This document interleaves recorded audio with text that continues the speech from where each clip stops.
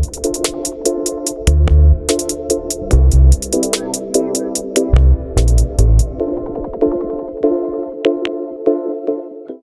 right, welcome to this week's episode of the Fantasy Fanatics Podcast. I'm your host once again, James, and I'm joined once again by Nate. What's up, man? So, All right, we've got a lot of stuff going on around the NBA, NFL, and NHL, so we're going to jump right into it. Let's just start with the NBA. Playoffs is happening. A lot of the series, some of them are teams are up 2-0, some teams are up 1-0, some series are tied 1-1. A lot of crazy action going on. There's currently games being played as we're recording, so we'll definitely get to those. I guess, Nate, let me start with the first series. This time we'll start in the West. You got the 1 seed Phoenix Suns against the 8 seed New Orleans Pelicans. This series is tied 1-1. Obviously, the Pelicans were able to win game 2 after the Devin Booker hamstring injury. It says he could possibly miss games 3 and 4. I guess, what are your thoughts on the series at this point? I guess I was pretty surprised considering if the Suns are fully healthy, I feel like they could have gone all the way to the finals. I guess Devin Booker being hurt is probably going to give the Pelicans a chance, but even with that, I feel like the Pelicans, they're playing some really good basketball right now.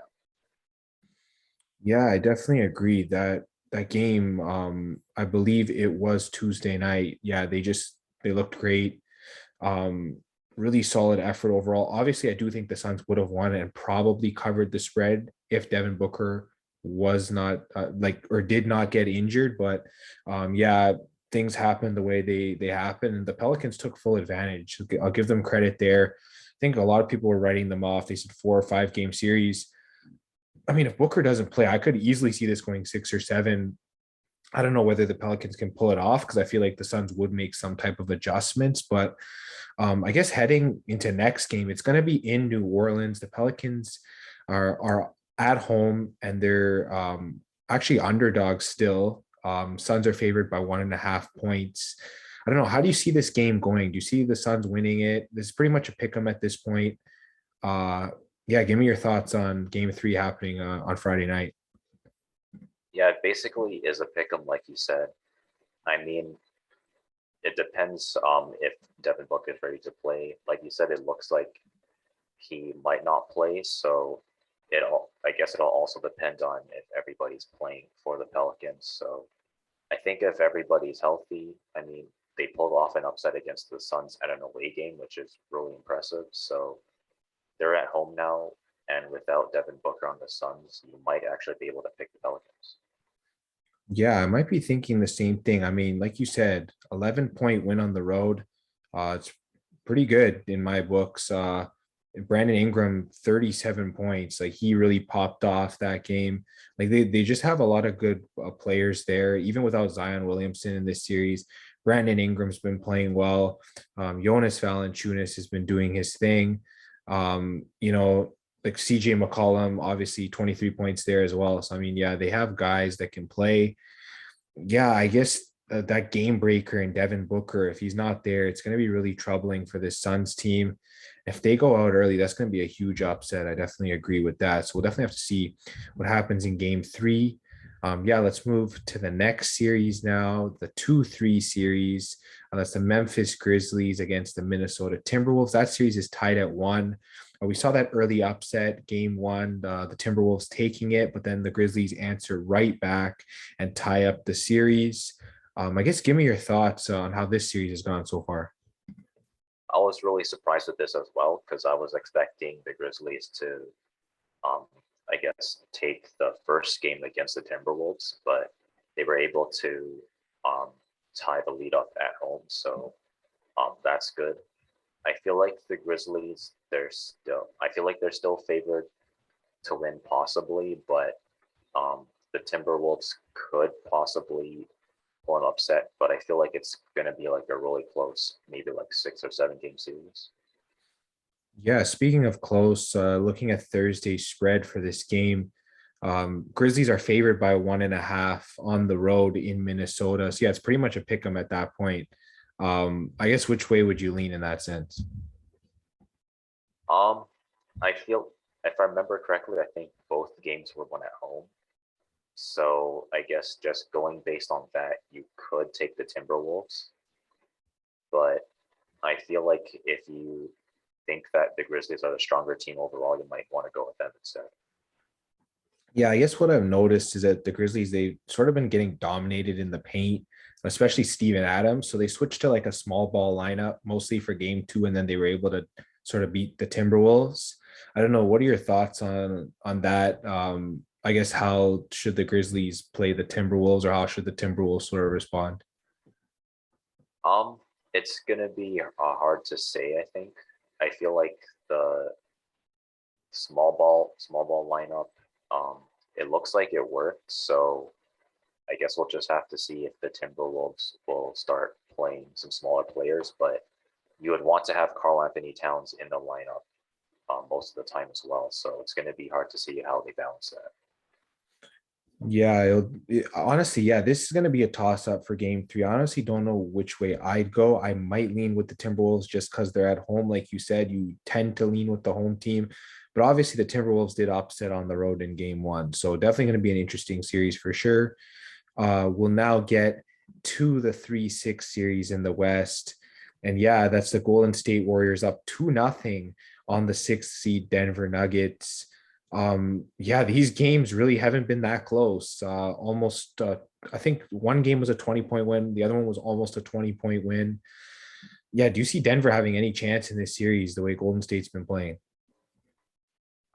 Honestly, I'm not really too sure.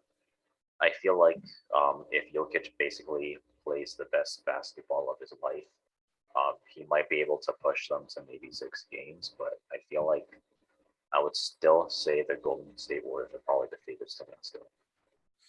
Yeah, I guess just looking at Thursday's spread for game three, I have no idea why the Warriors are only favored by 1.5. I feel like that's probably, I know we don't always like to say the word lock, but this has to be the lock of the night.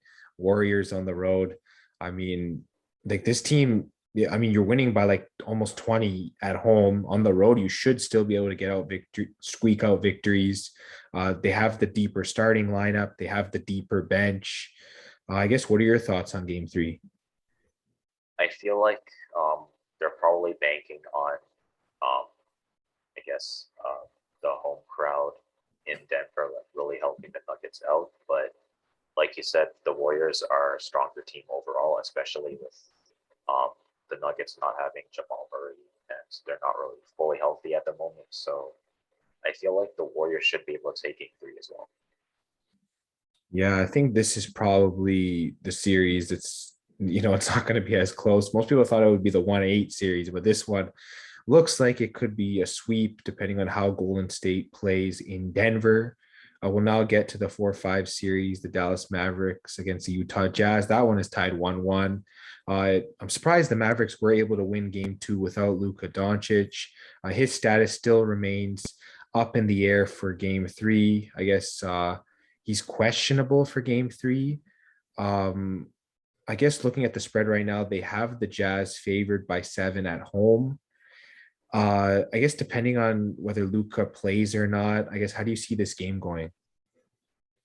I feel like um, I think the rebounding and kind of like the center position is probably going to be um, the deciding factor, if that makes sense. So I think if Gobert's in, then they could possibly cover this. But yeah, I feel like it might be a lot closer if Luka's playing. Yeah, I think if Luca's playing, you might be able to take Dallas just straight up. I actually think they have a good chance of winning this series if Luca's playing. I don't know, the Jazz just haven't felt the same this year um, compared to last season. Last year was sort of their year to go win it. This year, I don't know, the chemistry's felt a little different. They've sort of taken advantage, especially in game one with Luca not being there. But yeah, I really like Dallas in this game, possibly either way on the spread, whether Luca's in or not, because I feel like that they've sort of figured out a way to keep it close and potentially beat this Jazz team like they did in game two. So I don't know. I'm just feeling the Mavericks either way. I guess. What are your thoughts? I guess I would think that Luca would play because that way they'd be able to hopefully take the lead on the series. So maybe you could go with the Mavericks. Yeah, definitely. If Utah at home grabs both games, I'll definitely make it really tough for Dallas in this series. I'll definitely agree with you on that. I will move to the East now. Getting to the 1-8 series, it's the Miami Heat up 2-0 on the Atlanta Hawks. And yeah, these games just really have not been close. They've won, they've scored 115 points both games. That's Miami. And then the Hawks, yeah, they've let games slip away. I think Jimmy Butler dropped 45 in game two. Yeah, Miami just clearly looks like the better team. I know Clint Capella hasn't been playing. That's really hurt the Hawks. I guess, what are your thoughts on this series? And I guess, is it going to go only 4 games? I guess this was kind of a case of how important Clint Capella was to the Hawks. He brings a really good inside presence. He's good at scoring. He's good at rebounding. Um, Without that, it's gonna be really hard to counter a really strong Heat team with a bunch of good players. You have Jimmy Butler, Bam Adebayo, Tyler Hero, Duncan Robinson, Kyle Lowry. So it's a really star-studded team. So um, without Clint Capella, I feel like I don't want to say 4 games. I feel like the Hawks they do have some really good players that can score if they get hot, but I would say maybe 5 games if that makes sense. Yeah, it definitely does. Their third game in this series on Friday.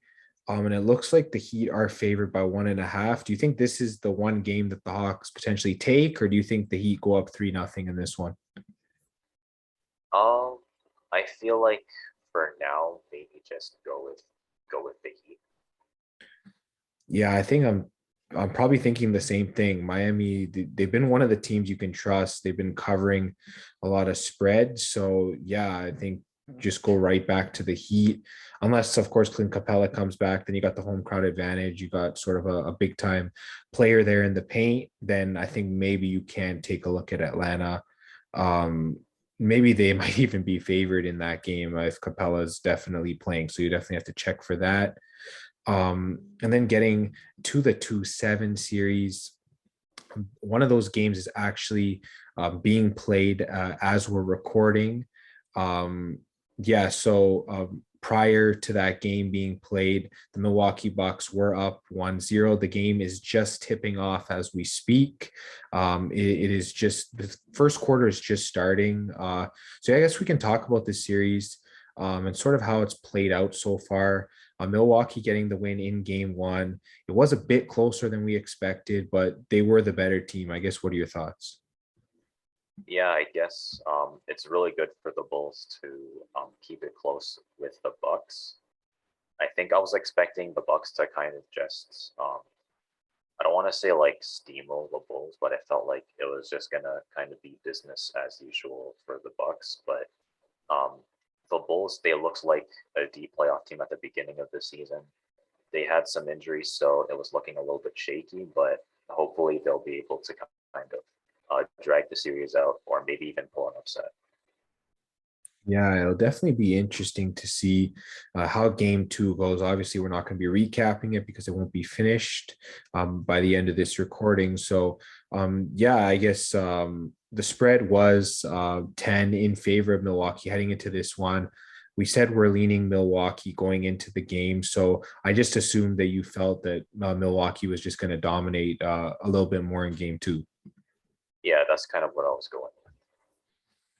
All right. And now we'll move to the um what is it, the three sorry, no, that was the 3-6. We'll now move to the 2-7 series.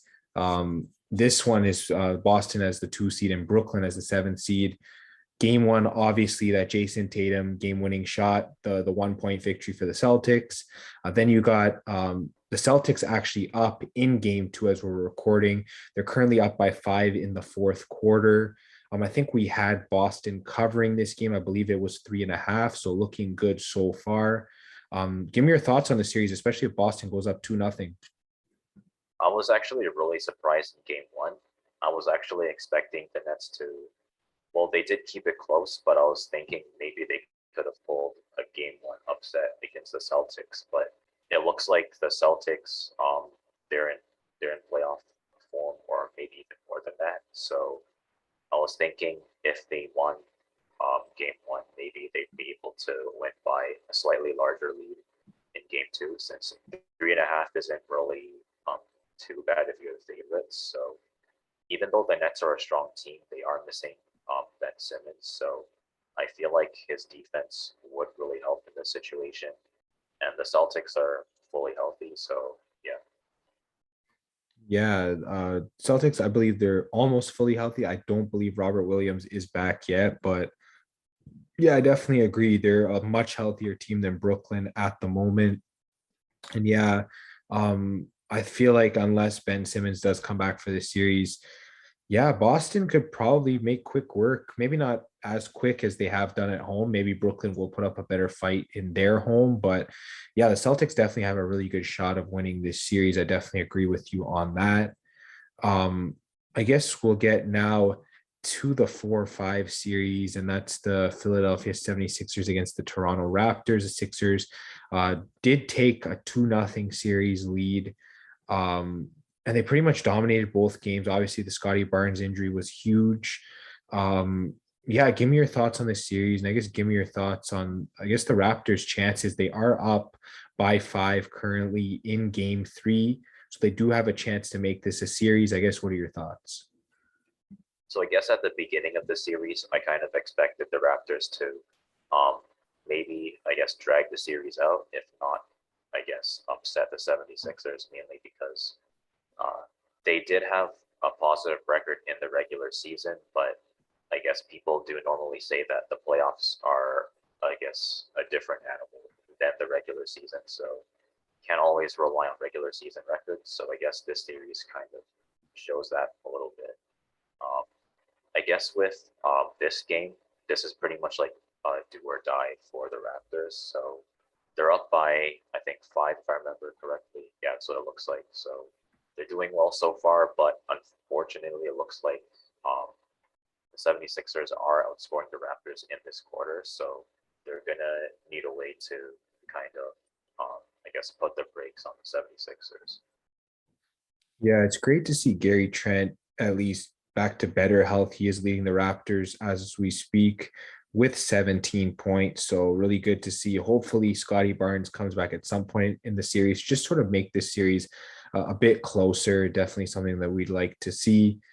Um, and yeah, I guess any final thoughts in terms of NBA series? Um, I guess just thoughts on, I guess, just what's going on in the NBA in general. I feel like the playoffs, they've been actually, they've turned out a lot different than what I expected. For example, I thought the 76ers Raptors game would be a lot closer than it is. Right now, it's looking like it's pretty dominant for the 76ers right now. I expected the Nets to kind of put up more of a fight than they're putting up right now, but the Celtics are playing some amazing basketball right now. Um, the Warriors look like the most dominant team in the playoffs right now, so I was actually expecting that to be the Suns. So some really unexpected turn of events. I was gonna say that this year, I mean, there have been other years where this is the case, but yeah, you need a healthy team to dominate in the playoffs. Like that's really what it comes down to. These teams are very close. You're missing one key player, and yeah, the series just goes down the drain. Like I'm really concerned about the Suns losing Devin Booker, the chance of them getting upset, and the fact that New Orleans is winning games without Zion Williamson. Imagine if he was in the lineup, how dangerous they'd be. I mean, they are repping him up in terms of his practice. So there is a chance that if they get past the Suns, they could even have him in the next round, which would make them a really dominant team. So, yeah, getting healthy at the right time is a key thing. Raptors have suffered from it. Dallas has suffered from it. There's a few other teams. Brooklyn obviously doesn't have Ben Simmons. So, yeah, I think if you're looking to sort of pick teams, pick winners, all that sort of stuff, look for the healthy teams. That's going to be the key, I feel like, heading into playoff series. So definitely something that you should be taking a look at. And yeah, that's pretty much it, covering the NBA for this week. So now we'll jump right into Fanatics football. We'll talk about some stuff going on around the NFL, a few signings to report. Green Bay adding wide receiver Sammy Watkins to a 1-year, $4 million deal. It's a it's a small signing. Obviously, they add another wide receiver into the room. I guess give me your thoughts on this signing. Well, I think Sammy Watkins, he is a pretty solid player, so they're adding some more depth at wide receiver for Green Bay. I think it was pretty needed for the Packers, but I feel like they should continue to keep adding some wide receivers either at the draft or during free agency.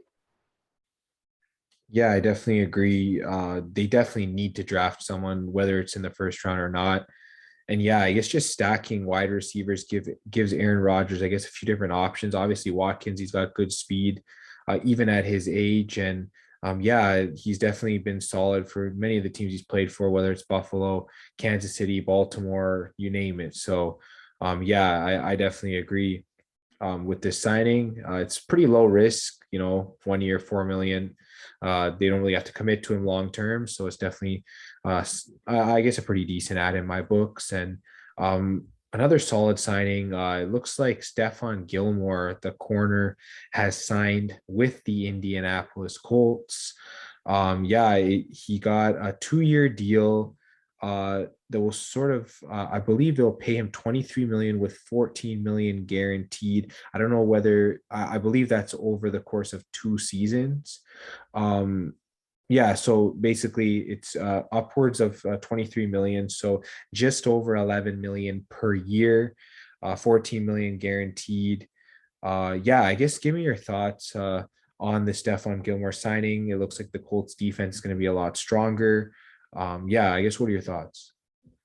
I guess adding someone as talented as Stephon Gilmore is obviously going to make the defense a little bit stronger. So I think that it's a pretty good free agency move for now. So yeah, I guess it's a good move.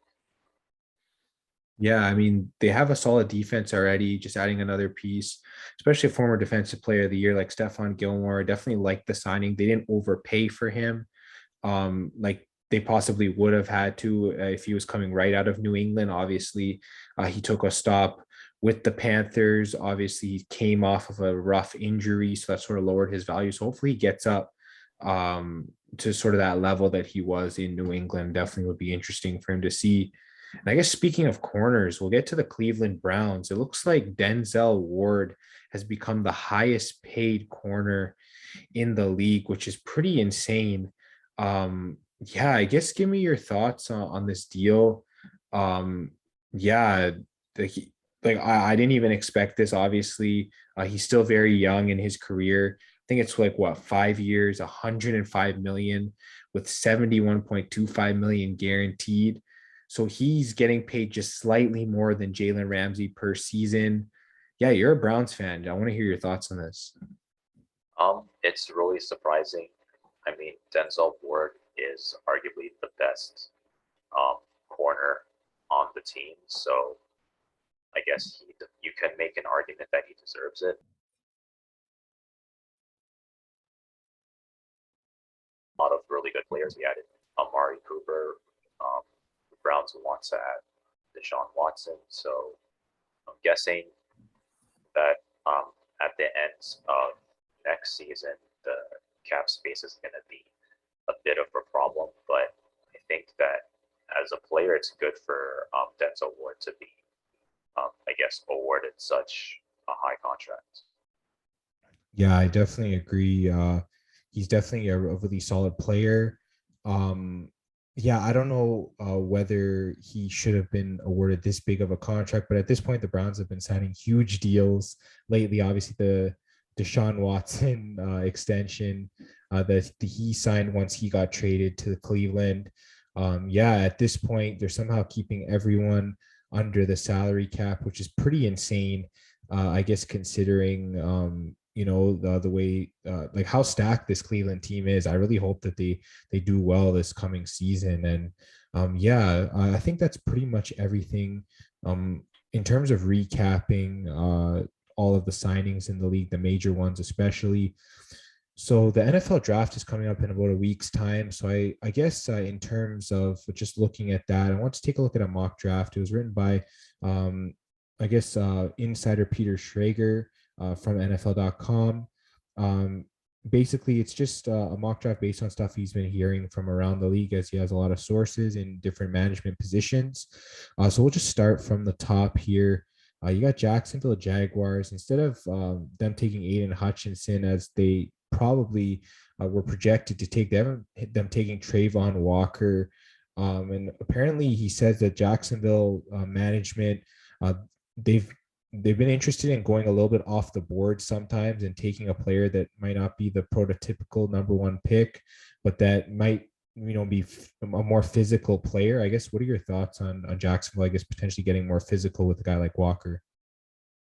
I mean, physicality isn't necessarily a bad thing. You definitely want some toughness, especially on the line. So I guess my thoughts were they want to build around Trevor Lawrence. So I'm wondering, since they want to get a lineman, do they plan on getting, I guess, an offensive lineman a little bit later in the draft, or kind of what their thoughts on there? But I think just a lineman in general is a good idea.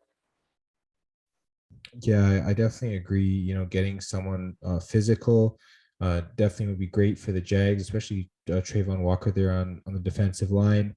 And then obviously Aiden Hutchinson would then go to the Detroit Lions. Obviously, he's projected to either go first or second, most likely. So the Lions would pretty much just follow suit and take him, as they're pretty much looking to draft on the defense, like we talked about. And then getting to Houston, uh, apparently they need anyone from any position. So they're pretty much just taking best player available. Looks like they're taking offensive tackle Ike Kwanu in this mock draft.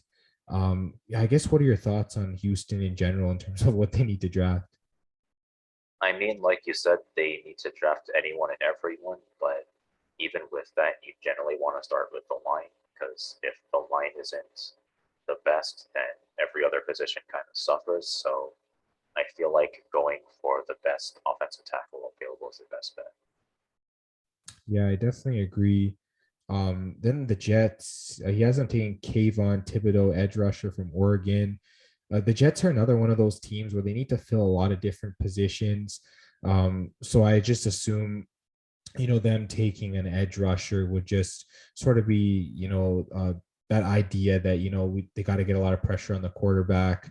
They were decent at stopping the run last year, but Thibodeau is more of that guy that's just going to get to the quarterback. So, yeah, I guess what are your thoughts on that? Yeah, I guess they want to build their defense first, which is absolutely fine. Like you said, they were good at stopping the run, so being able to stop the pass is kind of the next step. Definitely agree. We talked about the Giants needing offensive line last time, so obviously them taking Charles Cross is decent.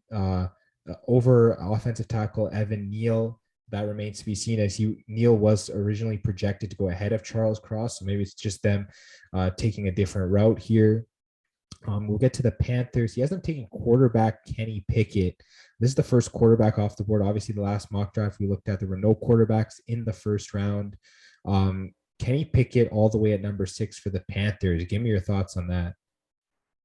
I'm not really too sure why they would want to draft a quarterback. I think they already had a quarterback in Sam Darnold, if I'm not mistaken. So my thinking is, why not kind of just try to develop him, see where he goes, try to develop the pieces around him. They do have Christian McCaffrey, so they don't need to worry about the rushing, but maybe try to develop the offensive line a little bit. Maybe bring in some tight ends, maybe some wide receivers. If that doesn't work, then maybe you can get a quarterback, but I don't know why they would want to get a quarterback now. Yeah, I agree. Their offensive line was very terrible last year. I think that maybe, yeah, give Sam Darnold maybe another shot, draft an offensive lineman there. Obviously, Evan Neal is still on the board here, so maybe draft a guy like that. Maybe if Charles Cross ends up falling, maybe you draft a guy like him. Yeah, I definitely question that. I feel like the quarterbacks, they probably should be taken a little bit later. Um, Giants pick again here. Yes, I'm taking Sauce Gardner, the corner from Cincinnati. Yeah, honestly, the Giants defense, one of their solid traits. If they take Sauce Gardner, I think that their defense will be really impressive. Yeah, for sure. I guess it would uh, give the Giants kind of a chance to kind of stay in the game, slow the other team down, and I guess for fantasy, it make the Giants defense, I guess, more draftable. Definitely agree. At 8, we have the Atlanta Falcons. They're similar to Houston. They need pretty much anything. He has them taking offensive tackle Evan Neal from Alabama. Yeah, give me your thoughts on the Falcons and what they should do in the draft. Um, I feel like um, they're normally a team that likes to go for the pass, so they could try to build around that again. But either way, you still need a line, so might as well go with a lineman first. Yeah, I agree. We'll get to Seattle at 9. He has them taking corner Derek Stingley Jr. Yeah, this is just another team. There's a lot of teams up here that sort of need pretty much a few different positions. Obviously, addressing corner would be really solid for the Seahawks. And then at 10, you have the Jets drafting wide receiver Jamison Williams from Alabama. Um, yeah, I guess give me your thoughts on these two picks. I guess Seattle addressing defense and then the Jets sort of addressing their offense. I guess for Seattle with their defense, I know Seattle, they're normally a team that has pretty good defense. So I feel like adding a corner to a decent defense and make it better is, I guess it's fine. But again, I feel like they already parted ways with Russell Wilson. So I would think that in order to get a new quarterback down the road, you'd want to get a lineman. So I feel like linemen would be more important for Seattle. For the Jets, I think for getting a wide receiver, um, I guess that's okay as well. I believe they let go of Jamison Crowder, so yeah, might as well get another wide receiver. Yeah, I definitely agree with that. Their offense needs to turn around. They got to sort of help Zach Wilson reach his full potential. I guess speaking of helping out their quarterback, it looks like Commanders would want to help out Carson Wentz. He has them taking Garrett Wilson, wide receiver from Ohio State. I guess what are your thoughts on that and the potential of him sort of joining Terry McLaurin there in Washington? Um, I feel like it'd be a good idea to add another wide receiver. Um, I mean, Carson Wentz is a good passer, but you'd want to have some pieces around him. Getting wide receivers in the free agency could be um, a little bit tough, especially if you're not the biggest market out there. So I guess getting a wide receiver through the draft could work as well. Yeah, I definitely agree.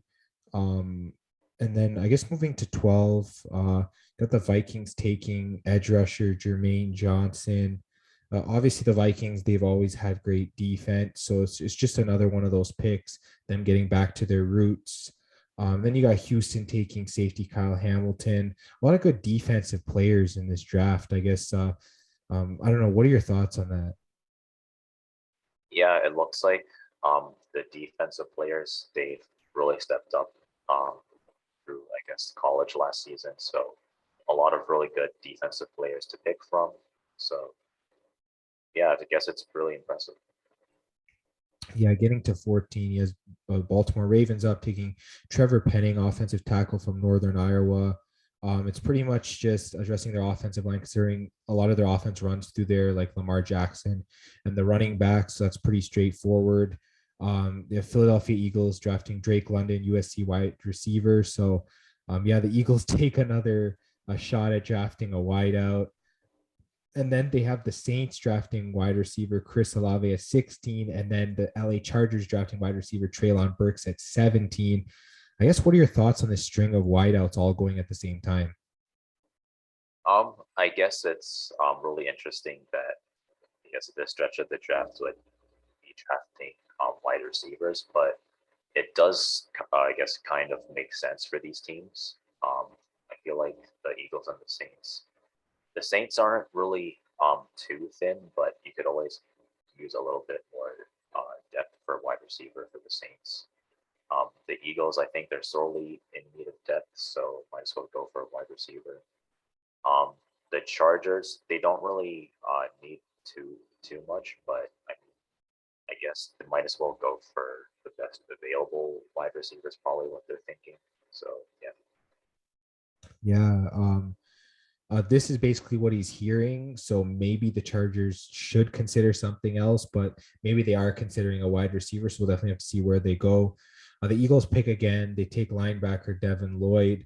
Obviously, if they're addressing offense with one of their picks, they would potentially address defense with the other one in the first round. And then you have the Saints addressing defense as well with tackle Jordan Davis. So yeah, it's the same thing with these teams. They're taking one guy on the offense, one guy on the defense. Definitely makes sense. There, get to pick 20. Pittsburgh Steelers taking quarterback Malik Willis from Liberty. I guess give me your thoughts on that draft pick. I guess for the Steelers, unfortunately, the quarterback that they drafted last season, I think he died tragically. So it was really unfortunate that that happened. So they were kind of forced to draft another quarterback. I think they do have Mitchell Trubisky still, so he's probably going to be able to kind of stand in the gap for them until the new quarterback is ready to start. So yeah, kind of unfortunate what happens in Pittsburgh, but hopefully Malik Willis will be able to kind of develop with the Steelers. Yeah, I definitely agree. I believe their quarterback, he did come in a trade. And yeah, that it was tragic that he did pass. But yeah, I definitely agree that they should look at a quarterback. They're at pick 20. It's not like they were at pick 6 taking one. Pick 20, it's a little further down the board. You get more value taking a quarterback there. Then the Patriots are at pick 21. He has them taking corner Trent McDuffie, which definitely makes sense considering J.C. Jackson left in free agency. It's pretty much just plug and play type deal with New England. And then, of course, we mentioned Green Bay taking a wide receiver. He has them taking Jahan Dotson from Penn State. Like you said, it's pretty much plug and play also in that sense. They need wide receivers. They definitely go take one. Then the Cardinals at 23 take interior offensive lineman Zion Johnson. I guess what are your thoughts on them, I guess, drafting offensive line in Arizona? I feel like the Cardinals, they don't really need too much in terms of wide receivers. Um, Maybe they could get another running back, but I think they're fine. I think they're fine at tight end as well. So this is kind of a case of getting interior offensive linemen. Their rush game is probably going to be better. So that's probably what they're thinking, I think. Yeah, I know Kyler Murray got sacked quite a bit last year, so maybe it's potentially to help with that. Obviously, Dallas addressing their aging offensive line. He has them taking Tyler Linderbaum. Definitely would be a solid pick for them. And then he has the Buffalo Bills at 25 taking running back Breece Hall. I know last week we sort of talked about offenses. We talked about Buffalo, and you talked about them potentially needing a big time running back. I guess what are your thoughts on them getting one here? Yeah, I guess this is kind of a good spot because if it was like a little bit higher, I feel like linemen are kind of the most important at like higher positions, but you can kind of go for skill positions lower in the draft. So I guess Brees Hall, he has pretty good potential. So they're obviously drafting him for his potential. So the only question is how the coaching staff is going to kind of fit the run game to include Brees Hall. Yeah, definitely. Maybe dial back Josh Allen a little bit to sort of keep him healthy. Then you got Tennessee Titans also drafting an offensive lineman in Kenyon Green. Yeah, just to sort of run their offense, with Derrick Henry, it definitely makes sense. And then you got Tampa Bay drafting safety Dax Hill. Yeah, obviously with the Bucks, they don't really have too many needs. It's sort of just adding depth. A lot of these good teams are doing that. Green Bay adding Devontae White, defensive tackle. And some of these teams, Kansas City adding edge rusher George Karlafidis. I probably butchered his name. And then they add corner Kyler Gordon. It's more of these like big time teams adding depth. I guess give me your thoughts on that. I guess, for example, Kansas City. Kansas City was, I think they were fine in terms of offense. It's just that in terms of defense, they didn't really look the same. Um, I remember a few years back, or a couple of years back, it looked like Kansas City could like stop any team that they wanted. They limited the Browns in the playoffs. They limited the Bills in the playoffs. So I feel like they want to get back to that. So adding depth on defense is probably going to be really important if they want that. And I guess for the Bucks and for the Packers, um, they also normally have really good defenses as well. So might as well add to that. Yeah, for sure. And getting to pick 31, he has the Cincinnati Bengals taking offensive tackle Tyler Smith. This one's pretty obvious. Joe Burrow got sacked so many times. You got to address that offensive line, especially in the first round. Then with pick 32, he has the Detroit Lions taking quarterback Matt Corral. Give me your thoughts on the Lions potentially drafting a quarterback this year, and what are your thoughts? I guess they could, depending on, I guess, how they see kind of the potential of Jared Goff working out. He is kind of a veteran player, so you kind of know what you get with him. But I guess they want to look towards the future, if that makes sense. So they would want to get a quarterback who they think they can develop. So I'm guessing they draft a quarterback at 32, and then Jared Goff shows them the ropes, and then they develop him, and yeah, they go from there. Yeah, I mean, they have 2 picks in the first round, definitely in the cards for them potentially. So yeah, I'm pretty excited how this draft is going to go next week. Depending on the day we're recording, we'll either recap it or just, I guess, preview it essentially. But yeah, pretty solid mock draft, pretty much what Peter Schrager is hearing around the league. So definitely some interesting movement here. Different players going to different teams. We'll definitely have to see how that all turns out come draft day. And yeah, that's pretty much it for the NFL for this week. So Nate, I guess I'll just get it to you for everything NHL. For sure. So I guess for everything NHL, we'll go over the games for April 20th, and then we'll take a look at some pickups, and then we'll take a look at previewing April 21st. So I guess most of the games, they haven't started yet. It looks like one game started. That's going to be Edmonton Oilers versus the Dallas Stars. It looks like Edmonton is up 3-2 right now. Evander Kane, Derek Ryan for the Oilers in the first period, Jason Robertson for the Stars in the first period, Rupe Hines for the Stars in the second period with Zach Hyman for the Oilers in the second period. What are your thoughts so far? Yeah, this is a big game in terms of playoff implications in the West. Obviously, Dallas trying to hold on to their playoff spot. They're currently in the second wild card spot, so they're the 8th seed in the West right now. They really need to come back and win this game. They have Vegas and Vancouver on their heels. Definitely must win for Dallas. And as for the Oilers, yeah, they just need to keep solidifying their playoff spot as well. So big game for both teams. And yeah, the Oilers doing really well being on top. I guess getting to some of the other games, Chicago, Arizona, 2 teams that aren't really going to be in the playoffs this year. You're probably watching that game only if you're a fan of either of the 2 teams. Then you got Washington against Vegas, another huge playoff implication game. Obviously, Washington's clinched in the East, but Vegas, they're looking to get in the West, so they're trying to catch Dallas. So they're hoping Dallas loses and then they potentially win that. And then Colorado, Seattle, honestly, hopefully Seattle doesn't get blown out here. That's all I have to say. All right. So I guess we can move on to the pickups portion of the podcast. So we'll start off with forwards, and who do you got for that? Yeah, if you're in the fantasy playoffs, you're potentially in your fantasy finals if you're needing pickups for this week. So definitely got you covered there. For forwards, I have Victor Olofsson for the Buffalo Sabres. He's around 20% roster now. I think I've had him 3 weeks in a row. He's been like 10%, 15%, then 20%. Got to pick up this guy. He plays both wing spots for Buffalo. 2 goals in his previous game, 2 power play points, 4 shots, 2 hits. He's been insane. He had an assist the game before that, 2 assists 2 games before that. And I mean, even plus minus on Buffalo in his last 4 games, that's pretty solid as well. Can't go wrong with picking up Victor Olofsson.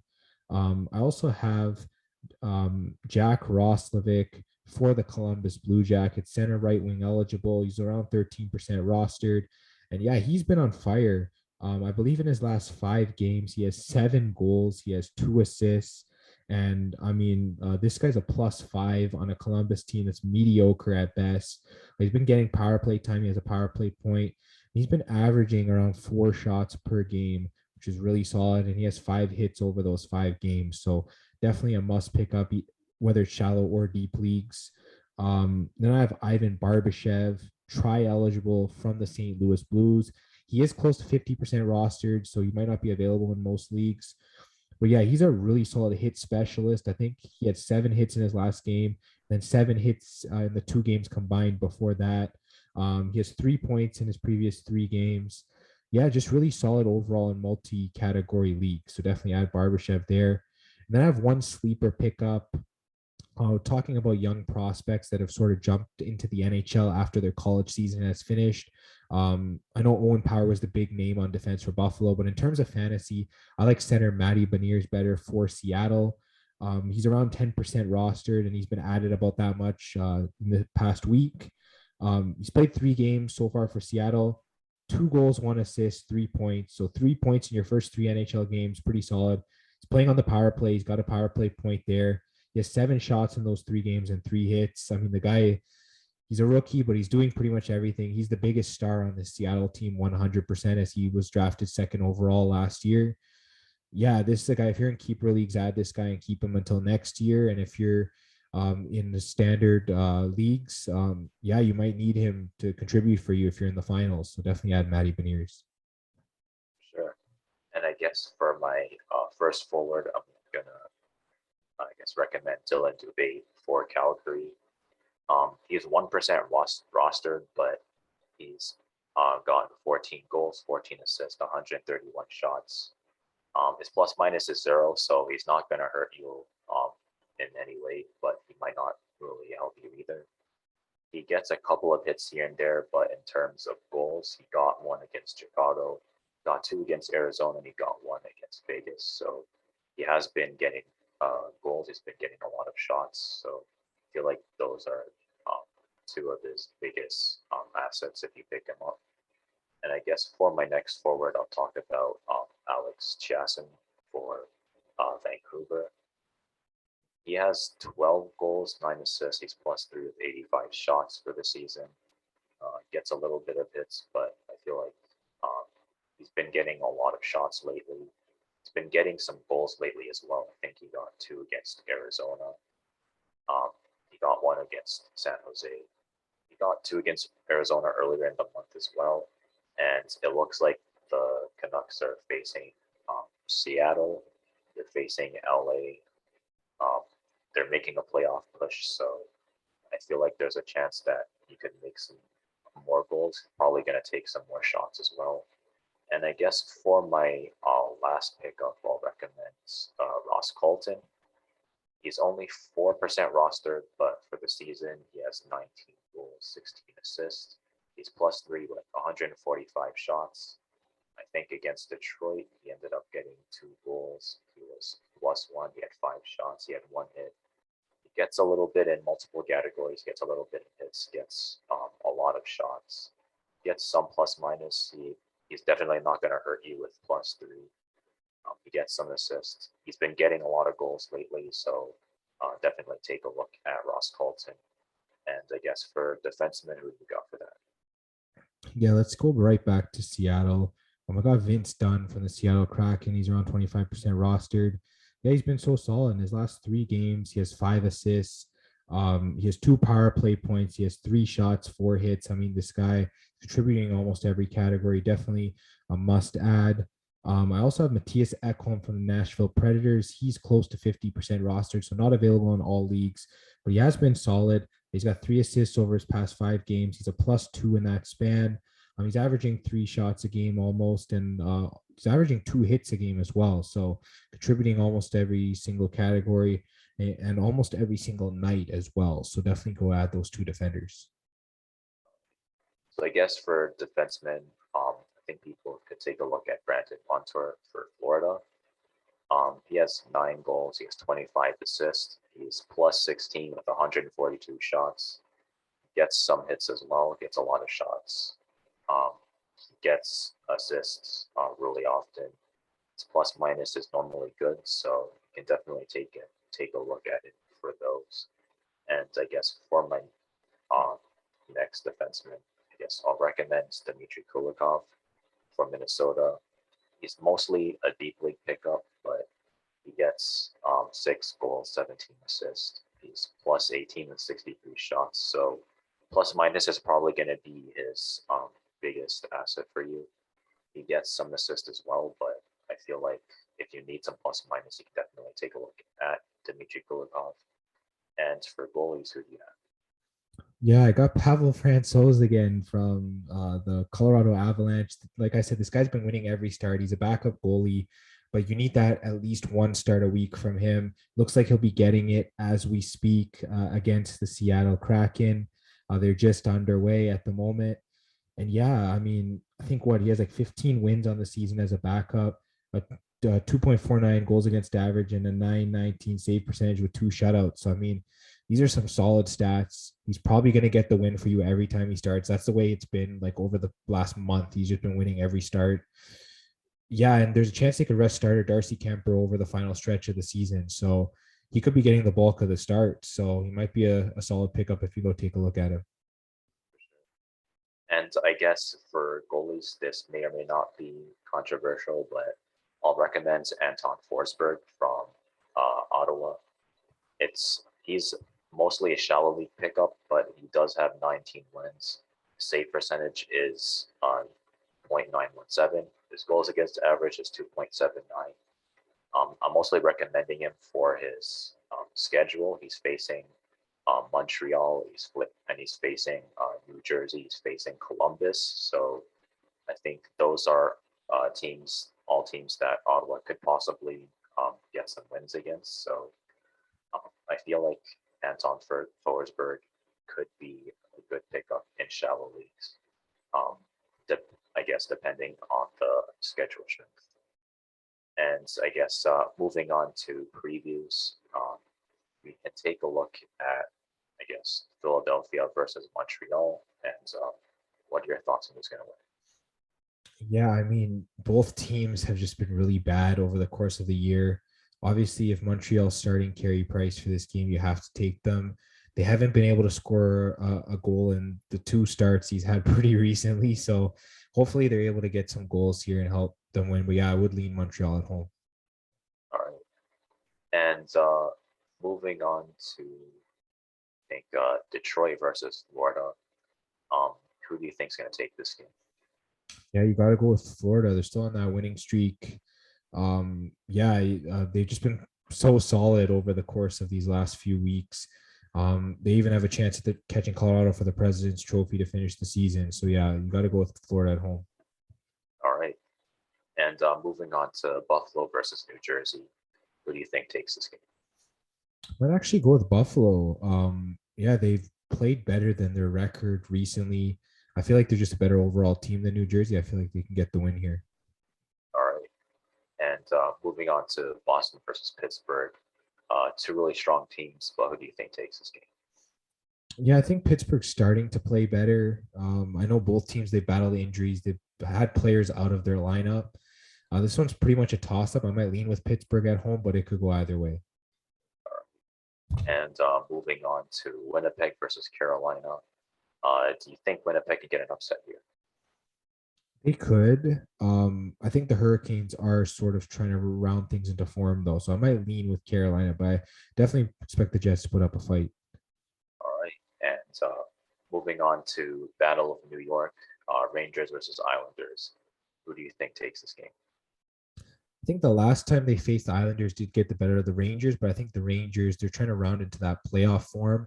So I would expect them to get the win here. All right. And moving on to Vancouver versus Minnesota. Must win for Vancouver, but do they get the win? Yeah, I don't know if they get the win here. Minnesota's pretty solid. Might have to lean with Minnesota here, even though I'll definitely be hoping that Vancouver gets the win. All right. And moving on to Toronto versus Tampa Bay. Toronto's on a 4-game win streak right now. Do they get a 5-game win streak? It's possible. This is a potential first round matchup, so Toronto definitely wants to be tuned in for that. I don't know whether Matthews is going to play. I think if Matthews plays, you can lean with the Leafs. If Matthews doesn't play, I think maybe Tampa Bay's offense is a little bit deeper heading into the game, so maybe you go with Tampa Bay. All right. And moving on to Dallas versus Calgary Flames. Who do you think takes this game? Yeah, Dallas will be coming off a back-to-back, which they are currently losing now 4-2 against the Oilers. Yeah, it's a rough road for the Stars right now. I think Calgary should be able to get the win here. All right. And moving on to Chicago versus LA. Who do you think takes this game? Yeah, similar situation. Blackhawks coming off a back-to-back. Kings are trying to make a push for the playoffs. I think I might have to go with LA at home here. And moving on to St. Louis versus San Jose. Who do you think takes this game? Yeah, San Jose just snapped a really long losing streak, but I still think St. Louis is clearly the better team, so I am going to go with them here. All right. And so that ends the preview portion of everything NHL. And yes, do you have any final thoughts? Yeah, all the Eastern Conference teams have clinched playoffs this week, so it's just a matter of who's seeded where, but we know which 8 teams are getting into the playoffs. Then moving to the West is where things get complicated. The Edmonton Oilers, LA Kings, Nashville Predators, Dallas Stars, Vegas Golden Knights, and Vancouver Canucks are all fighting for the final 4 playoff spots. So that's like 6 teams trying to get the final 4 spots. It's pretty insane. I think they're all separated by a span of 7 points from Edmonton down to Vancouver. So yeah, Edmonton being up in this game currently is definitely going to help them clinch a spot soon. Obviously, the Kings have battled injuries. Vegas has battled injuries all year. The Canucks are currently experiencing injuries. Dallas, I mean, almost every team on this board has had some sort of injuries. I don't even know who's going to get in at this point. It's so jumbled. You're probably going to have to wait till the final week of the season to sort of see how it shakes out. Yeah, it looks like Nashville kind of has the best chance, but I guess just looking for the points, you think Dallas might have a chance, but like you said, they have a pretty rough schedule. Vegas and Vancouver, they're tied right now, so that's going to be really interesting. But hopefully Vancouver makes it, but it's going to be really rough for them. Every game is must win. I'm a little worried for the Kings because they could possibly. I don't know if they can be eliminated or not, but it's going to be really interesting to see what happens. Yeah, I definitely agree. It's going to come down to the final stretch for sure. And I guess that about wraps everything up for everything NHL and for Fantasy Fanatics Podcast this week. If you liked what you watched, you can subscribe, hit the bell for notifications, leave us a comment, leave us a like, give us a review, give us your thoughts on sports and what's going on right now. And if you liked what you listened to, you can follow us on Spotify. You can also follow us on Apple Music and Google Podcasts. And if you need some sports picks, you can follow us at FanFan Podcast on both Twitter and Instagram. And we'll see you guys next week.